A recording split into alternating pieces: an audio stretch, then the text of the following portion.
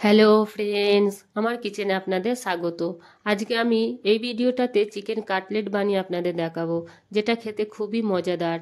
একবার এই পদ্ধতিতে চিকেন কাটলেট বানিয়ে দেখবেন, খেতে খুবই অসাধারণ। তবে দেরি না করে চলুন ঝটপট করে রেসিপিটা আপনাদের সাথে শেয়ার করি। সব থেকে আগে এখানে আমি দুটো মিডিয়াম সাইজ আলু সিদ্ধ করে গ্রেটার দিয়ে গ্রেট করে নিয়েছি। আলুটাকে গ্রেটই করে নিতে হবে, ছেনে নিলে চলবে না।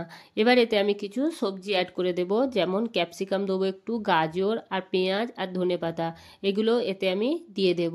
আর এখানে আমি 200 গ্রাম মতো চিকেন কে সিদ্ধ করে এইভাবে টুকরো করে নিয়েছি। এবার এতে হাফ চামচ আমি রসুন গ্রেট করে দিয়ে দিলাম, আর 1 চামচ মতো কর্নফ্লাওয়ার দিয়ে দিলাম। আর দিয়ে দেবো এতে আমি এবার স্বাদ অনুযায়ী নুন, আর একটা ডিম ভেঙে এতে দিয়ে দিলাম। এবার এতে আমি দিয়ে দিলাম 1 চামচ ধনে গুঁড়ো, আর দিয়ে দেবো 1 চামচ জিরে গুঁড়ো, আর দেব কাশ্মীরি লঙ্কা গুঁড়ো। এখানে আমি কাশ্মীরি লঙ্কা গুঁড়ো ব্যবহার করছি, আপনারা চাইলে যে কোনো লঙ্কা গুঁড়ো ব্যবহার করতে পারেন। এবার এগুলোকে খুব সুন্দরভাবে মেখে নিতে হবে। এখানে দেখুন আমার মাখা হয়ে গেছে। এবার ছোট ছোট এইভাবে টুকরো করে একটু একটু করে আমি এইভাবে গোল গোল করে একটা শেপ দিয়ে নেব।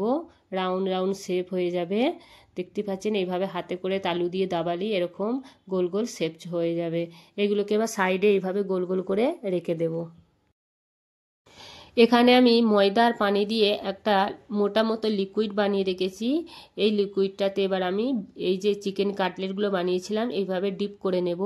নিয়ে এতে আমি ব্রেড ক্রাম্ব লাগিয়ে নেব। এখানে আমি ব্রাউন ব্রেড ক্রাম্ব ব্যবহার করছি, আপনারা চাইলে হোয়াইট ব্রেড ক্রাম্বও ব্যবহার করতে পারেন। এখানে এবার গরম তেলে এগুলোকে আমি ভেজে নেব। তেলটা মিডিয়াম গরম হতে হবে, ঠান্ডা হলে চলবে না বেশি। এবার এইভাবে আমি সব কটাকে লাল লাল মতো করে ভেজে নেব। এখানে আমি চিকেন কাটলেটগুলো লাল লাল করে আমার ভাজা হয়ে গেছে, দেখতে পাচ্ছেন। এবার আমি এগুলোকে তুলে নেব।